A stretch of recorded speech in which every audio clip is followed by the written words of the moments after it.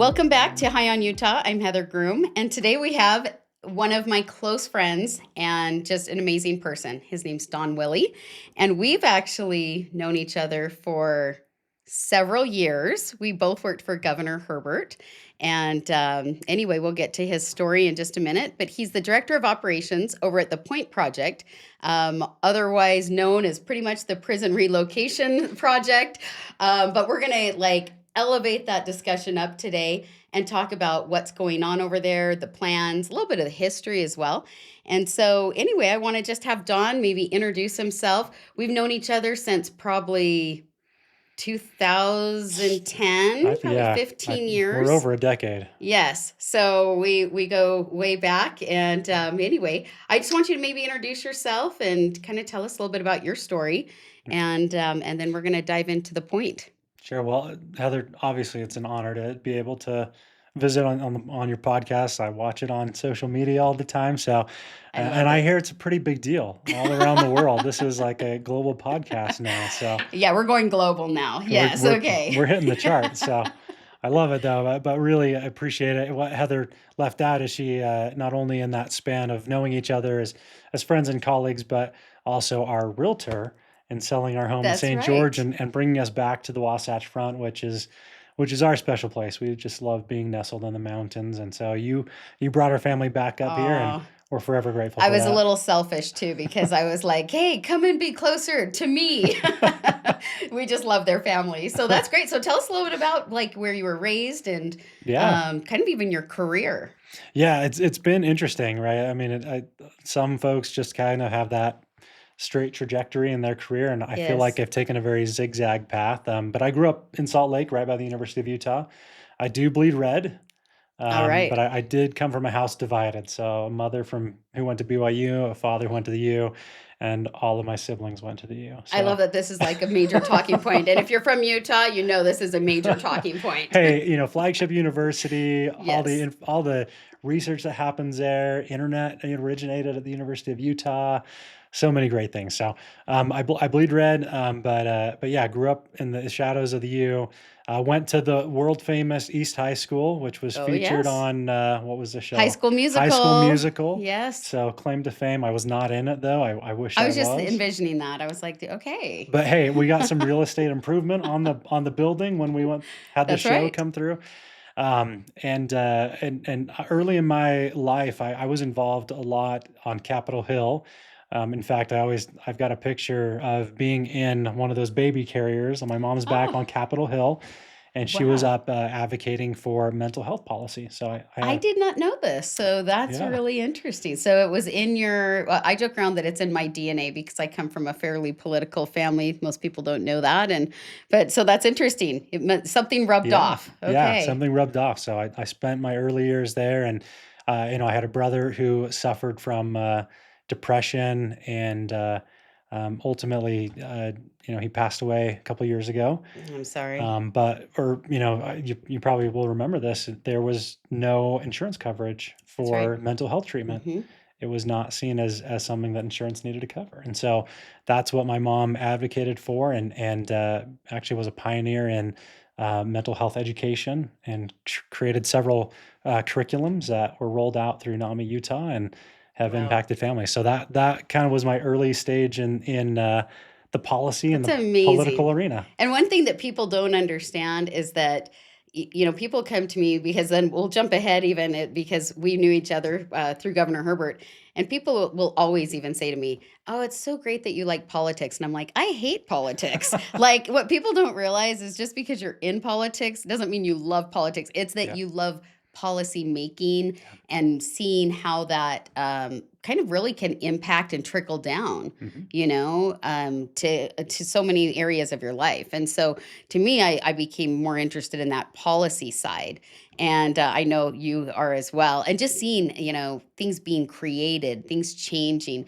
And if there's this little saying that if you're not, what is it? That if you're not at the table, you're getting eaten, So if you're not at the seat at the table and you're not part of that discussion, then you're probably getting eaten, which is pretty valid. So a lot of times people come and after they're like, why did this bill pass? And I'm like, well, did you call about it? And so most people don't. So, So true. So so true. jumping ahead. So, let's see, what did you do for Governor Herbert? Maybe let them know you were. Yeah, so that was actually my entry. I started as an intern in the governor's office, and had some great mentors and friends along the way who saw some potential in me, I guess, and so was able to work in policy directly, influencing the last policy that I was working on was Medicaid expansion and finding the balance for Utah. This is all during Obamacare, Okay. and we knew that Medicaid, the full expansion, was going to break the bank for the state of Utah, Yes. and so we were fighting hard to have some innovation with succeed, right? To go to Hmm. HHS and to actually build something that worked for Utah and took care of our vulnerable population, but also didn't break the bank and put us I remember this. in a bankruptcy state, which many states have suffered big financial losses. Big. So, so that was that I worked in that arena, and then had a chance to dip my toe in the private sector, and went to work at the World Trade Center, Utah, where I traveled. I put 70,000 miles on my car Woo! over 3 years, and I traveled across the state meeting with small businesses and helping them export their product and engage in international business. That's so awesome. And then you were at the chamber. You've been at like the, Yeah. chambers of commerce. Like I feel like Don's hit like so many areas, except for real. Wait, although he's not a realtor yet, so, I've but he thought is about in it. real estate. I've He thought does about love, it. yes, and he does love real estate. I love So the industry. I mean, it's one of those things that I would love. I don't know. There's so much to explore, and yes. it just seems so fascinating. People don't realize the bridge between politics and real estate. Yeah, And yeah. like people are like, "How did you make that jump?" And I'm like, "Really easily, Not a hard actually." jump. Like that's like there wasn't a lot of transition. Not a hard jump at all. Well, and so this is really exciting. So now we're going to just kind of dive into kind of this point project because I get asked Yeah. all the time about it, and obviously I drive by it all the time.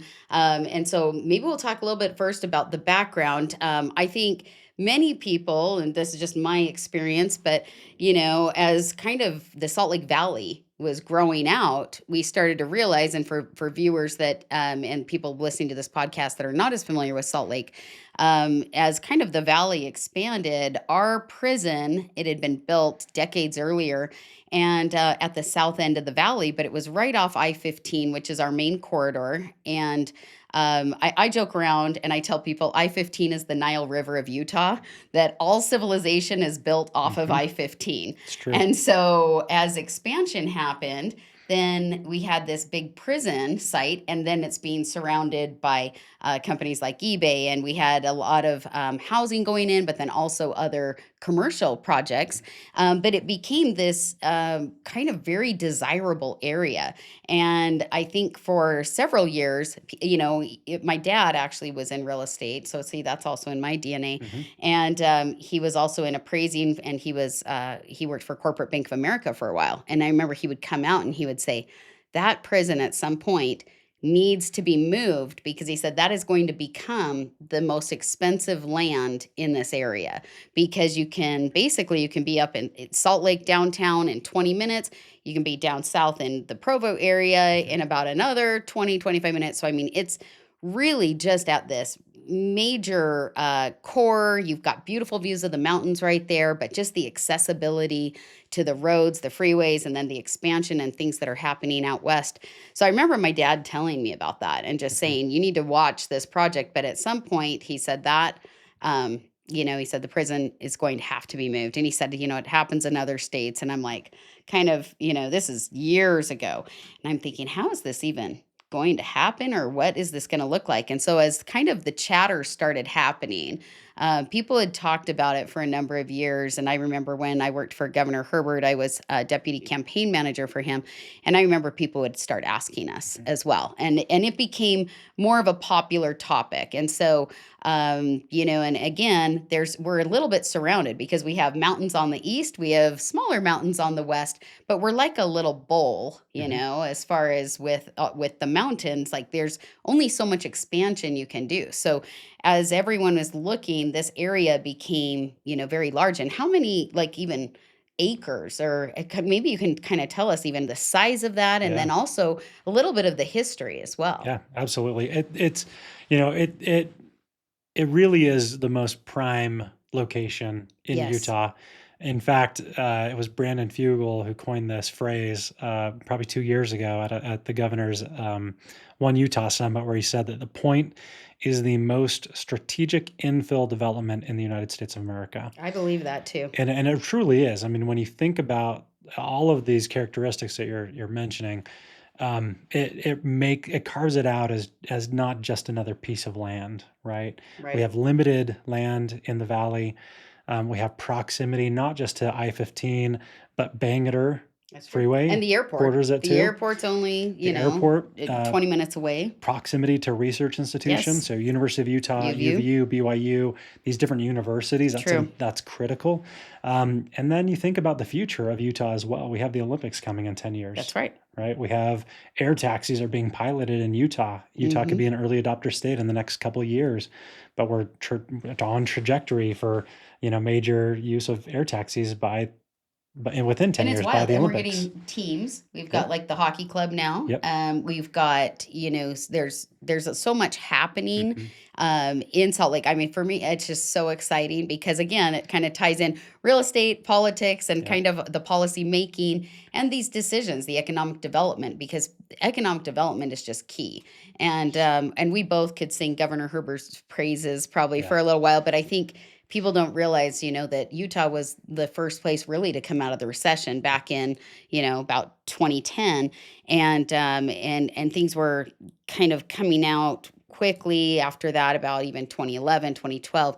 And I think we came with really sound policies, and kind of back to your Medicaid expansion, even how we did that. I think people don't know the backstory of that. Maybe we'll have to do another future podcast on that, because there was a lot to that. And I think Utah, that's one of the things I love, because I grew up in Arizona and later in California.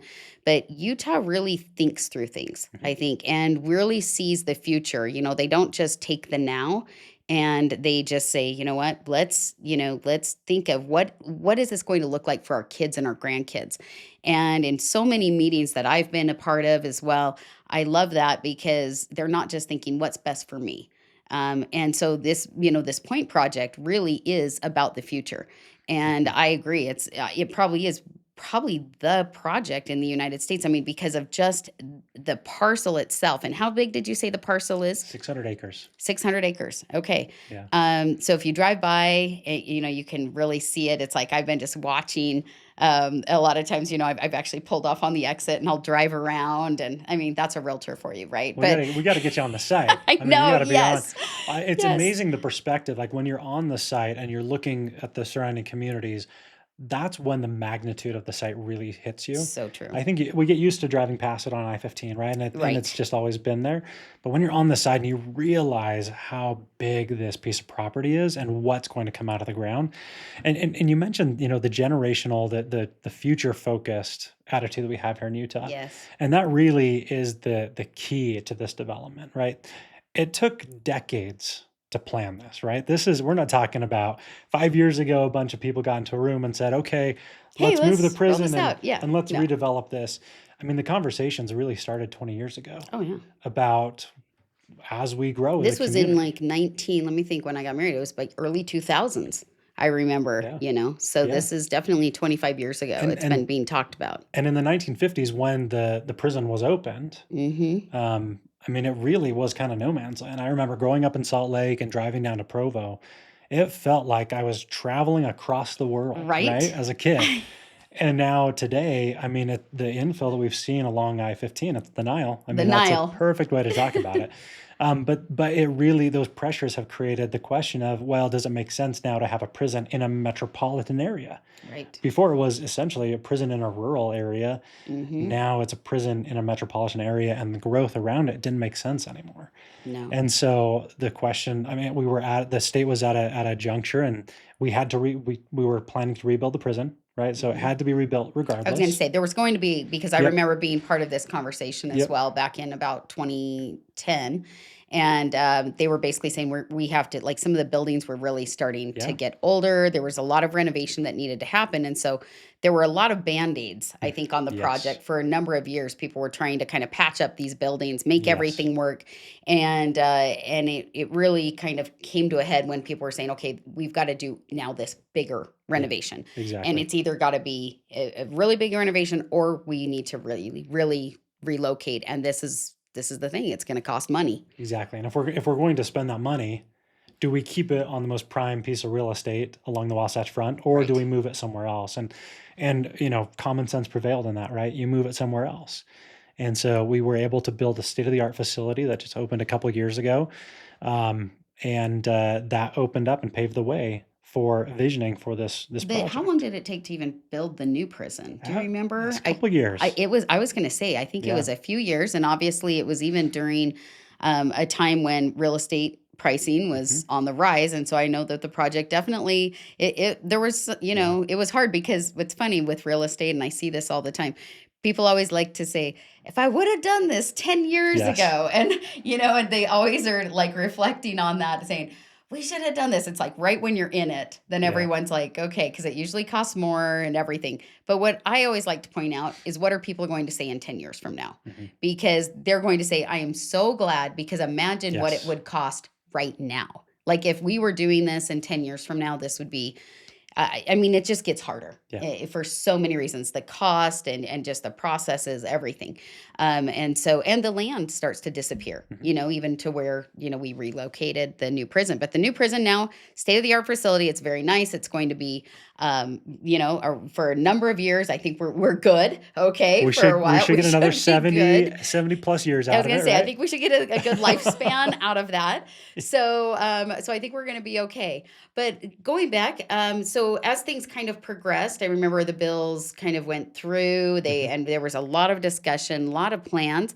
Kind of help me understand kind of a little bit of the, maybe the history there, and like, about how long did that take? And then I remember when then the buildings started coming down. Yeah, yeah, and it's been exciting, right? The pace of progress has just increased exponentially over the last couple of years. But it took, and this is really important to know.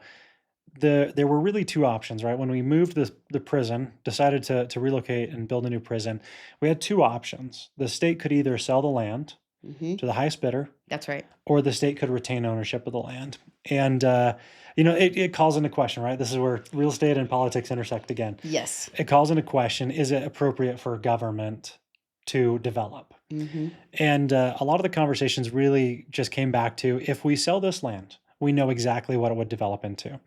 And it's not that that's a bad thing, right? Hmm. We knew that it would be a bunch of single family homes, some multifamily, and maybe a strip mall or a Little Walmart or, commercial along the yep, Nile. little commercial area there. And so we knew that it would develop like it's Yes. being, like we would see in surrounding communities. And our growth, as good as it's been in Utah, poses some significant challenges, right? Hmm. We have limited water, we have limited Well, and just the energy, mountains, even like, limited land. yeah, limited We land. This is a desirable area. And so housing is a big concern, right? Hmm. Affordability, the housing inventory overall. And really it came back to, we could let this develop as it is. But if we guide the development, the state didn't have an interest in being the developer, but if we could guide the process, if we could set the framework, set the vision, and then let the private sector come in and develop the site, we could create an exponentially higher economic return to the state of Utah, and create a community that could start addressing the issues that we face as a state, right? So there were so many wins we were seeing. And in 2018, the legislature Yes. created the Point of the Mountain State Land Authority, and that was really the moment where it transitioned into a very public process, right? Hmm. And including tens of thousands of residents in the visioning and the planning, right? So again, it wasn't handing this over to a developer and saying, okay, go do your thing. It was retaining the ownership of the land, and then inviting the public to say, what do we want here? What do we want to create this as? And so there were some guidelines that the legislature set for us. Hmm. And then we opened it up to the public and we said, what do you want to see here? And that's when the magic happened, That And I loved that process, and I'm so glad you dived into that because that you were diving into that because I remember as things rolled forward. I mean, there was a lot of talk, and people were already kind of posturing because they wanted to buy yeah. that, and there was a lot of chatter, I would say, on the back end. And, it is, as someone who I like to see the public sector kind of be more involved, like I understood kind of that dilemma Mhm. that, but a lot of people don't understand that a lot of times these people that do end up coming in, like, let's just even say for a minute, we sold that, to the private sector and let's just say someone bought it, a developer. A lot of times there's bankruptcy, there's Mhm. where yeah, there's a lot of drama. It can even hold up projects in Yeah. court. And people don't realize that, I mean, that could have even been held up in court for 10, 20 years. Yep. It just there's so many risks, I think, involved in that. And a lot of times then you lose control, like just like you're saying, of what is going to come in there. And there's I could give a few examples, but I won't. I'll refrain Yeah. because I know you know what I'm talking about. But there's some where sometimes they've promised something Yes. and they've come in and said, "Hey, we're going to build this amazing thing." I always joke around and say everything's perfect in concept, Yeah, right? So they absolutely. come in, they hire, they show you all these concept plans and say, "Look, this is what we're going to build." Reality versus concept plan, two very different things. Absolutely. And again, there's the lawsuits in between. So when people kind of come to me and say, "Oh, I wish that the government weren't involved at all in the project," I'm like, actually, here's the thing. You do. Yeah. You really, because this is going to help your home values. I don't care where you live in Utah, Mhm. because if this area is developed correctly, well, this is going to be a draw for years to come. And everyone should be so excited about it, Yeah. because I don't even care if you're in St. George, I don't care if you're in Logan, wherever you're at. This is a economic engine, is what I'm Yes. going to call it, Yep. for our state. And there are very few places where I remember when we worked for the governor, there were companies that came in and they were like, "We need X in order to come in, but we can't find that land close to where people are." Mhm. And so there was this whole discussion around that. And there were times where we did lose out to other states. Yeah. And some of these companies went to other states because um, they weren't landlocked as much. It's like they had kind of that urban sprawl, like in Texas or Tennessee or something, where they don't have those mountains where, which we love the mountains. So Oh, we're yeah. keeping the mountains, Don't take my mountains away. Yes, exactly. And if anything, that's what I even love about this project so much, because we are right next to so many cool areas. You've Yeah. got, I was a part of the conservation easement and discussions over in like the Corner Canyon area, Mhm. and helped from kind of a citizen standpoint over there, because I said, these are the things that are going to draw people to Utah. And Yeah. you're going to be thankful later. You don't want to be in the place that is developed all the way up the mountain, all the way down, Yeah. and has no quality of life, So Mhm. I think that that's so important. So that's why I said, like, even down to the trails in this community, Mhm. for example, I know that's even being discussed. And that's what I love, is that this is we did, and I love that you took public comment, like comments and everything, for a long time. I don't think people realize that, but there was a real process that Mhm. even went into this for a number of years. And people, they basically said, "Okay, what are you looking to see, or what?" Yeah. And there was a lot of discussion, a lot of public meetings too, Mhm. as well. So kind of moving forward, let's see, so we built Mhm. the new prison. And then let's see, when did we start? Like the building started coming down. Let's see, what year was that? Yeah, so we finished demolition last year. So it's That pretty the recent. start was like, It came down in about 9 months. So it was a it was fast. pretty quick demolition, and exciting to see again the magnitude of the site. You unveil it, right? Like as you pull these Yes. buildings down. Because you couldn't really see it. That was the other Yeah. thing, is that I don't think you could envision it, No, no. as much. And one building stands. We got to give a shout out to the one I building was going that's to still say, there. yes. We have a chapel that was attached to the men's prison, and we had a lot of community members who said, we want to keep some history here. And it's challenging when you think of the history, right? Yes. A prison is not necessarily somewhere you want to pay homage to and revere. Right. And we even have inmates, former inmates, who worked on the construction crew that demolished the prison. Wow, I didn't know And, that. it was very emotional for them to see it Yeah. come down because so much negativity happened there. But you can't forget the positive things that happen, right? The transformation that happens Right. in those settings as well. And it happens differently for everyone. And the chapel really, for many of them, said that the chapel was that beacon of hope. It was a place where they could Mhm. find solace, and their transformation of rehabilitating and coming back into society as contributors, that's where that happened. And so we thought, if there's one piece we can preserve, let it be that. Let it be the non-denominational chapel, where that transformation happened.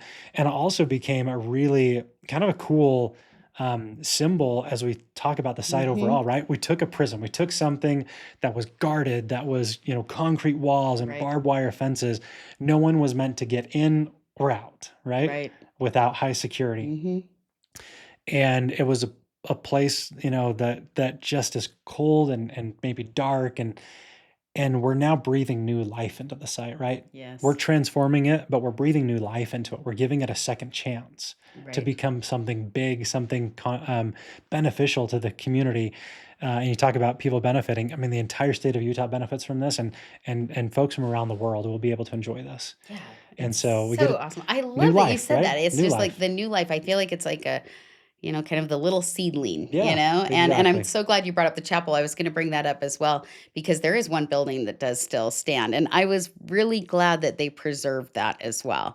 I had feedback. I've known people as well. I've have some clients that have kind of volunteered Mhm. there as well for a number of years, and there are, like you're saying, there's also some positive things there as well, and so I love that, and now it's kind of being repurposed into something that's going to stay on the test of time. But I love that that chapel still does remain. So, And this is, I'll give this to you. I mean, for any of your listeners, reach out to us because we don't know what we're going to do with the building yet. And oh, so, like, really? this is another point of engagement where we want the community to weigh in. And we've had suggestions of a restaurant, Oh, like an interesting. art co-working studio, Oh, I like that. where artists could come and Yes. rent space and it could, cultivate the arts on the site. Someone tossed out a bar. We've got Church and State downtown. That was a little controversial to turn a church into you know, and Interesting. so, You're going to maybe, get a lot of ideas. This may, is, yeah, this is interesting. yeah, maybe there's a lot of It's lot good of to hear opportunity. this because I didn't realize. I thought it would remain a chapel. So it's not. So it's not necessarily No, going to no, be okay. no. So again, and it was built in a volunteer effort. No church owns it. It was donated to the state of Utah. So we've got some cleanup we need to do with the building. Yes, I was Uh, going to say we'll it's a little older, we and will yep. place it on the Hmm. historical registry. So that process is underway right now. But we would love to get ideas of what it could become. Could it be an incubator? Could it be an event space? What we do know is that we are creating a park around it. And it'll So be a little bit. There'll be a museum aspect, right, to yeah, it, probably, or monument, yeah, kind of. exactly. Yeah. Exactly. So Okay. that's what we can pay homage to the previous history of the site. But we will have a park around it, and it's meant to be a more tranquil space, a more Kind of reserved, pensive and yeah. yeah, Okay. Quiet spot. exactly, reflective space. And so that is what we do know is we want that to be a respectful area of Hmm. the development, and be a place where someone could go and on their lunch break and read a book, and it would be a quiet I love place as well. that. So I love that. See, and I get to learn all sorts of new things on my own podcast, which is so great. Well, that's phenomenal. So right now, one of the questions that I get a lot of them actually about the project. And by the way, we're going to add some slides to this and some other things as Mhm. well, so that people can kind of follow along as well. But kind of tell us like what's happening right now currently, Mhm. because now people see the buildings are gone and they're like, okay, is it just on pause? And I'm like, there's a lot that goes in on the back end of this. Yeah, and so on December 17th, we broke ground on all of the utilities and backbone infrastructure. So, everyone knows what the development first thing we're going to put in are utilities Yes. and roads, right? So that is our focus right now, and it is moving quickly. which is awesome. We had a little bit of a delay in getting going, right? Hmm. In every development, you always find some Always. unexpected soil samples as they Surprise. come back, and Yes. water tables. We've got a lot that we've had to resolve along the way, but roads are going in, and Wow. utilities are going in Okay. now. So we would expect that over the next 2 years as well. We'll see the backbone infrastructure, but we'll see vertical construction begin before that, right? So as soon as it's feasibly possible to move forward on vertical construction, we will give the green light to our development partners, and they will be the ones to erect the first buildings. We would anticipate the first couple buildings to be multifamily, of That's what I course. was just going to ask. What Yep. are going to be the first? Because people are asking me, they're like, how Yep. long until I can buy something there? We're now to the point where we're just a couple years away from being able Okay. to live on site, which is exciting. Sometimes you think, when is this going to happen? Even internally, right? When Yes. when is this going to happen? But we're now to the point where we can see that in the future very visibly. So we'll see multifamily, probably the first or maybe second building. The promenade, which we got to dig into that more. That's where most of the initial development will happen. That's a downtown core. Along that, you'll see maybe this will be the first or second building is Convergence Hall, and that will be a Hmm. state-owned building that is run through the Utah system of higher education. And as its name says, it will be a place to converge ideas, universities coming together, people coming together, business concepts coming together. And in that building, we hope it will be and we know it will be actually an economic generator for startups and innovation. It's kind of And an incubator, right? I exactly. mean, So that's what ground. I've heard the talk. Yep. And I serve on the board of trustees of Snow College, Hmm. and so I know that. And I also do some things with SUU and a few other universities, and I know there's been some discussion about that as well. And people are very excited about it. Hmm. But so there will be kind of this incubator aspect and kind Yes. of a co-collaboration between places of higher ed then Hmm. and also entrepreneurs. Is Yeah. that correct? Okay. Absolutely. And that's Commercialization. Convergence. Yep. Okay, Hall. Commercialization is a critical focus, right? It's not just a thought laboratory, right? Exactly. But this is actually generating new Actionable. inventions, Right. and new businesses that we hope will grow up with us on the site, right? We hope that a business will start at Convergence Hall. They'll rent some office That's space, so cool. I and then love it. they'll build their 60, not 60 story, Yeah, yeah. uh, maybe 15-story Right. campus there, right? That we would have that new headquarters, and it'd be really cool to see the concept. The idea started in Utah, and we watch that business grow and flourish on the site. So right now, is there because right now, like I was saying about with concept plans, right? Mhm, Is there kind of a general concept plan of mhm. phases and then of the entire project, or is it a little bit flexible? Because as far as like, I think there are areas where maybe we don't know who's coming in 5 years, Yep. right? Or 10 years. Yeah, and we've got to maintain that flexibility. So, from all of that public feedback that we received initially, we went to work with the best firms in the world, right? We're talking about Hmm. architecture, Hmm. planning, landscape, trails. I mean, all the best minds. We pulled them together and we said, let's take this information and now let's build a framework plan. And we launched that framework plan several years ago, and that set the groundwork, right? That was the vision Hmm. for the site, and it envisioned, of course, various uh, types of residential on the site, right? From a condo and apartment to single family. Well, still the least dense will probably go as townhomes, right? Right. So density is critical for us on the site. But envisioning, an array of housing options that are available on the site to a stronger university presence, right? Convergence Hall is really that Hmm. nucleus, but we want to see a broader presence of research happening on the site. We want to see recreation throughout the entirety of the That's what site, yeah. parks, micro parks, I was going to trails, ask and about this as well we got to talk because more through it. Yeah. yes, because I'm very excited about that because I think that's one of the things where we've been weak in Utah Mhm. in general. Just because I feel like it's interesting working with people that move here, and even I've mentioned this on a previous podcast, but even my clientele has changed quite a bit Mhm. since COVID. And a lot of attention has happened about Utah. Utah kind of got on the map is what I say. Like I have cousins in different states, and a lot of them had never even been to Utah. And then like they called me during COVID and were like, "Hey, I may want to go golfing there," or "Hey, I decided I want to go down to Zion," or they Yeah. started looking at these bike trails and things, Mhm. and we're starting to become more known for some of that.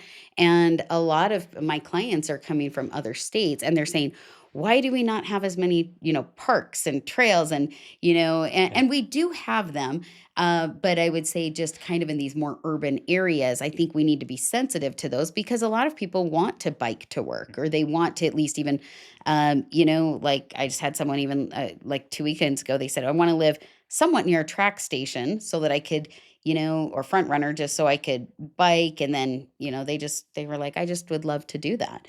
So I love that that's already being thought out as well. So there's kind of this, it's not just the commercial piece, and the reason I want to stress that is because, you know, uh, it's not just about the development aspect and economic engine. Yes, that's going to fuel our economy. It's going to be great, but we also want this place to be a draw, right, for just the public in general.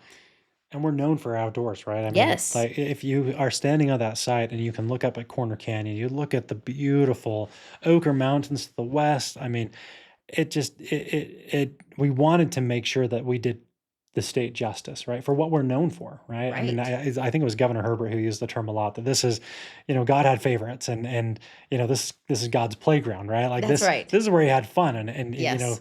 we have beautiful Zion and Red Rock, and Arches was just there last National week, Park, and the Bryce, all of mountains. them. I mean, this is Utah's the place, right? I mean, Right. that's probably the best way to say it. And so we knew we needed to incorporate that in, and we've seen development change over time, right? I mean, Absolutely. from what Utah established as, the original, big blocks and Yes. wide streets, and then as we see master plan communities like Daybreak come online, and the extensive trail network that goes through that, but maybe lack of commercial initially, and now we're seeing the commercial coming to Mhm. fruition there, and we'll see at the point all of that come together at the same time. One thing that is unique about the point is traditionally you build residential from the outside, you work in, Yes. commercial comes last, right? Mhm. And what we're doing is everything will rise together at the same time. And that's what I was gonna ask. So are you planning on, that commercial piece and so if the multifamily is going Mhm. to come online probably first, will there be commercial development at about the same time? Yeah, and it has to be, right? I mean, I think otherwise, that's how it's sustainable, well, we're building a multifamily exactly. in the middle of, not in the middle of nowhere, but without, shops, stores, restaurants, and again, quality of life Well, nearby. and even Daybreak. So I was just Yeah. there a week ago, and I love it. And people ask me about it, especially people that are moving from outside of Utah.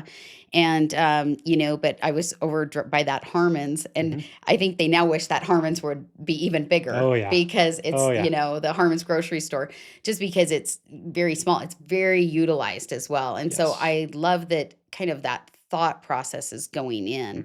Mhm. Do they have they actually set about how many units as far as to live in will be developed in, at the point? Yeah, so the way that once we had that framework plan, that's when we started the process, and we did a nationwide RFP process to hire the developer. And so we brought in our developer, but we only said the first 100 acres, right? Mhm. We wanted to develop that downtown core.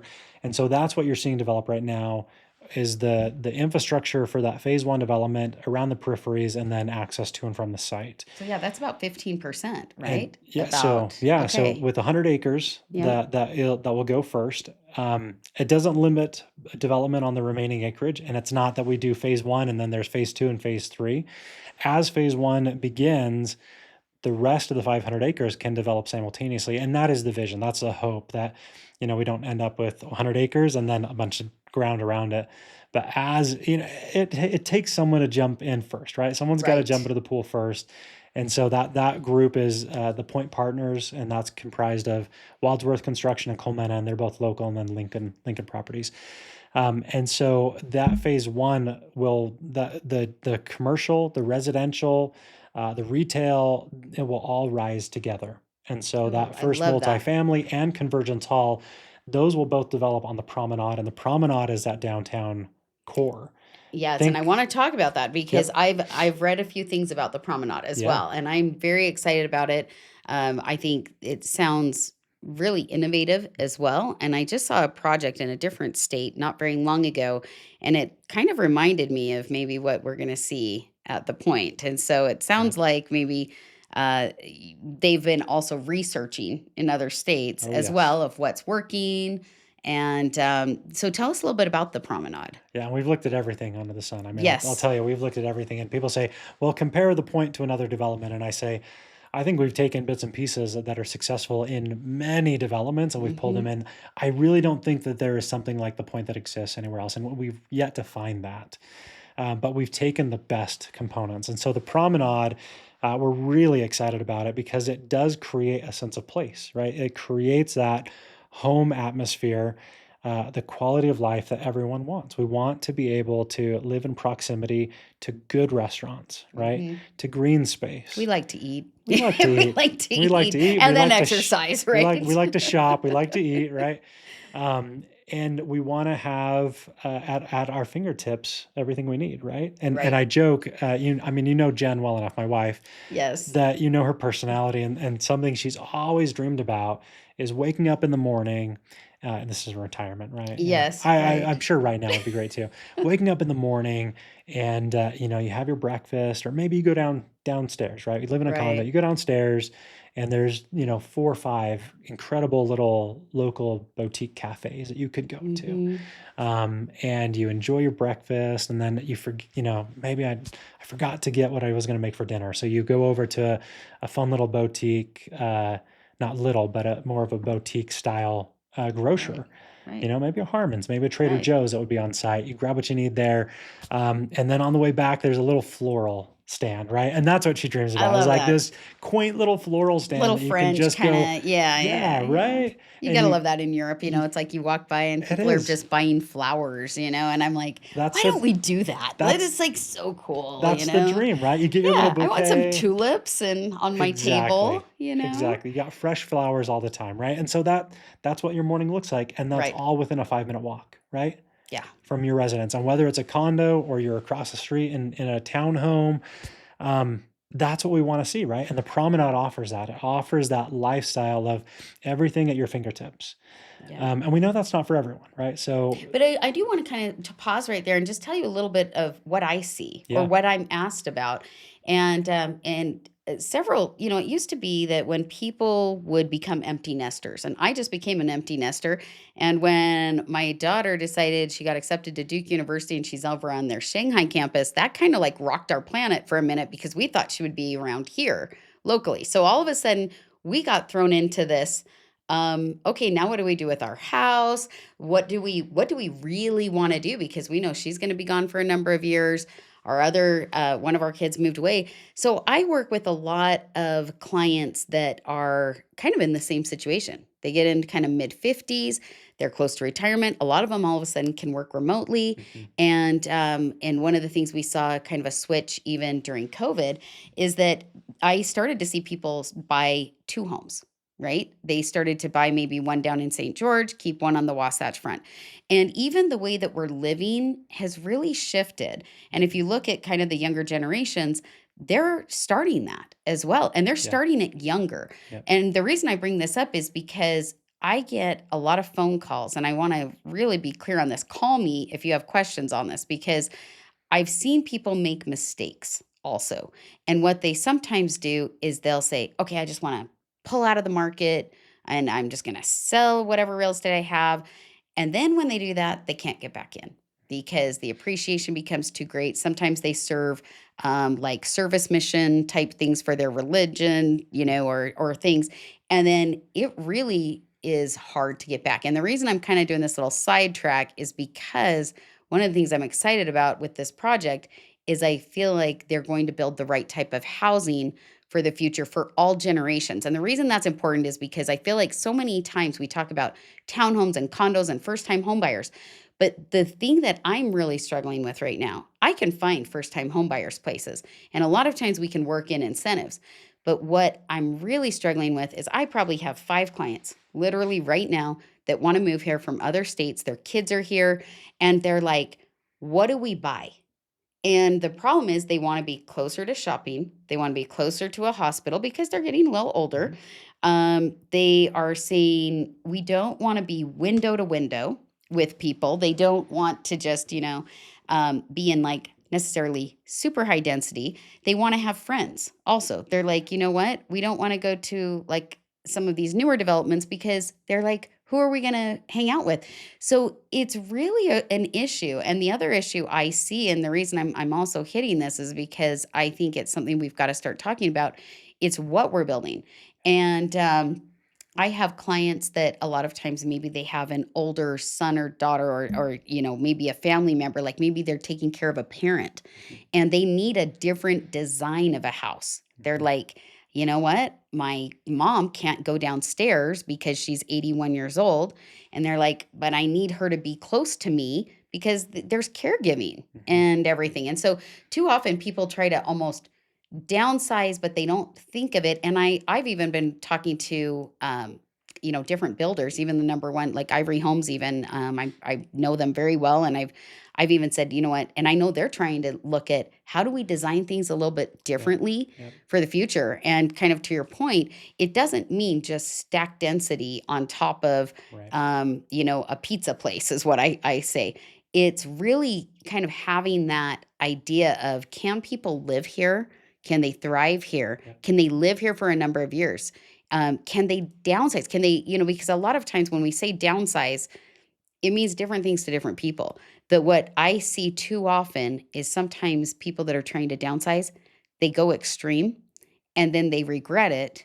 And then and I try to warn them, and then they come back and they're like, okay, now we're priced out of the market. Now we don't know where to go. And they say, oh, now we have a child getting divorced that needs to live with us for a minute.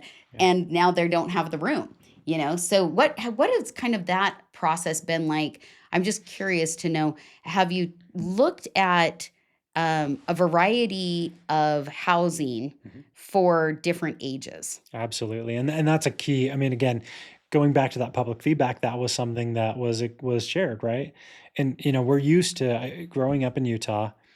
It's a single family home on a Yeah, we kind of quarter know acre, half what it's acre been lot, right? traditionally, right? That's what I grew up as, and that we live in that situation right now as a family with 4 kids.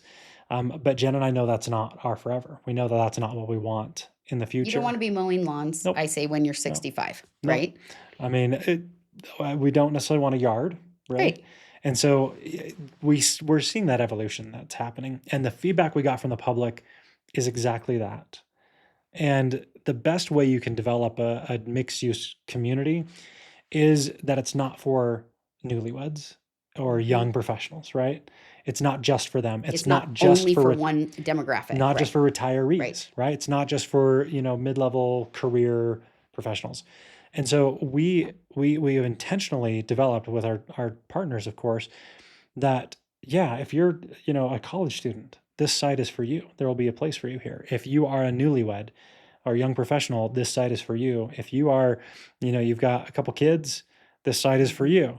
Um, I don't know if we're gonna have a place that, you can fit 8 children, right? Like, Right. I don't know if we'll Right. have that kind of stock. They'll buy your house. There might be Yeah. a little gap, right? So When you you're move out, moving. you move Yes. out of the point for a minute, Right. but then it's a place where you can retire to as well. And so, And I love that you're talking about that because that's where I think people right now are really struggling. Like I see such a struggle right now in the market, and it's hard for me. mhm, It's hard for me to find places because sometimes they're like, there's only very few 55 and older, mhm, which also commands a very high price per square foot because of the demand.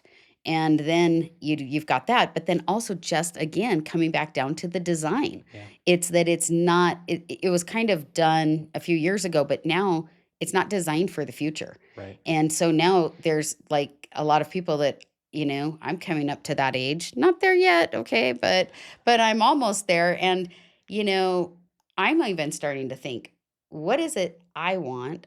And what is important to me because I'm going to want my grandkids. I'm yep, a grandma of one right now, almost two, And I'm thinking, I want them to visit me. And we both, Yes. Don and I sold Don's house down in St. George. And, I get that feedback for St. George all the time because people are like, I want to be there, but I want a place where my grandkids will come and visit me or Right. that friends, and they want to be near restaurants. I joke around and say, you become an empty nester. And my one friend told me this and I thought it was hilarious, but she said, it's like honeymooning, but with money this time, because this time you actually can afford to eat at a restaurant, That's awesome. That's a And great way it to is look at it. very true because I'm like, so empty nesting is really kind of fun as long as you like each other, so Yeah. that's good. Yeah. But you're kind of want, like, I don't want to be mowing a lawn, like I'm saying. It's like I have clients that are, they live in really, large homes in Alpine Mhm. on over an acre. And they're saying, what do I do? Because I don't want to like keep mowing my yard or pay somebody. And they said, Yeah. and this house is just too big for us. And Yeah. and so that's what I'm excited. So it sounds like there will be options for even For everyone. 55 and older. Yep. There will be kind of options for people that might be caregiving, Yes. and there will be grocery stores Yes. and restaurants and Yes. all the things, and then like kind of walkability as well. Walkability is such an important factor, and because we realize, I mean, with the density, it constrains your ability to move traffic, right? So Hmm. that density will bring with it many cars.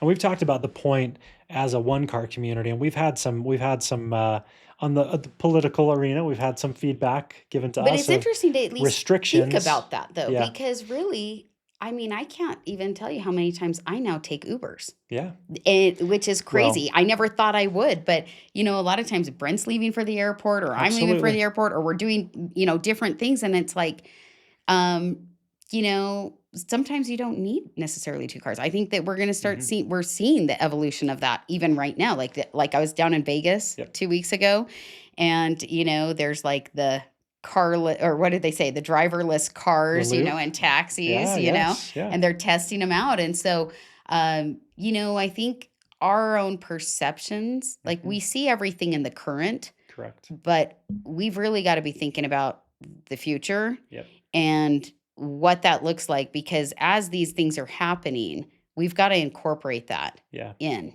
as well. And with as the future focus is such a critical piece, and we talk about, we kind of created this tagline for the point that it's Utah's innovation community because it is supposed to be forward thinking, and it doesn't mean that it's a ton of implementation of tech and all this AI stuff, but it just means that we're thinking ahead of our time, Like right? in 20 In years. 20 years, what is Right. life going to look like? And so there's absolutely no intent to restrict anything on the site, right? We're not going to say, Heather, Right. you can only bring one car here. You can bring 4 cars if you want, right? Right. Bring out your whole family, bring a bunch of cars, that's fine. What we're saying is we're designing this that the convenience, the ease of moving around on site will be just as good if you're on foot or if you're on an electric scooter, or if you're taking public transit I than love if you were, electric scooters too. Like that's yeah, going to be that's yes, cool too, yeah. or you could have like little bikes, you scan them and Well, go. I mean, we did that in New York City it's the last best. summer. Isn't it the We were best? just like, hey, let's So go to fun. Central Park and we were walking. We're like, hey, we can actually just scan in our credit card here and jump on a little scooter and Well, seeing so my fun. 70-year-old mom on a scooter was one of the I was gonna best say, things. at least I So wasn't on great. TikTok right now, right? I mean, like my daughter was threatening me. I'm not even kidding. She's like, Mom, this could be really funny, Well, So and the next phase of that is air taxis, right? And that's what I'm so thinking, we are right? we are building the infrastructure now. The technology is not quite there yet, but we're building the infrastructure now for the future. And that means running enough conduit, electrical conduit, to go to the tops of parking garages. And that's where we would see a vertiport potentially. And so we have several That's identified wild. vertiports on site. And so instead of an Uber driving you to the airport in the future, at the point you may, head up to the top of the parking garage and catch an This is air getting me so taxi. excited, And by the the air way. taxi drops you off at the Salt Lake Airport in 10 minutes, right? So instead of a, 40-minute drive from Sandy or, an hour drive to the Wow. airport, we're now talking about a 10-minute air taxi ride, from the point to the airport, That's so amazing. right? And Yes. additional commuting from, I mean, you think about the Olympics, right? If we can get people from Park City to the point with an air taxi, Oh, yeah. you avoid congestion, right? That ameliorates congestion on the Hmm. roads. There's so much potential, and we're moving forward cautiously. I do want to make sure that we express that, like, we're moving forward cautiously. This is not just that we're, moving quick and breaking a lot of things. We do want to make sure that everything is safe. Technologies are proven, but we're not in the game of develop and then tear things down only to rebuild them for what's coming. And that's what we see too often, We're you planning for the know? future, right? We're I love saying, that. let's plan this for not just 10 years out, but what does 50 years out look like? And the Jetsons are in our future. It's not a matter of if, it's a matter of when now. Right. Isn't that just wild? I remember thinking that, like, even during COVID, it was like Zoom and everything. I'm like, wow, this is wild. Yeah, It's like, it changed. It was a big evolution of society, and yes. we're just getting started.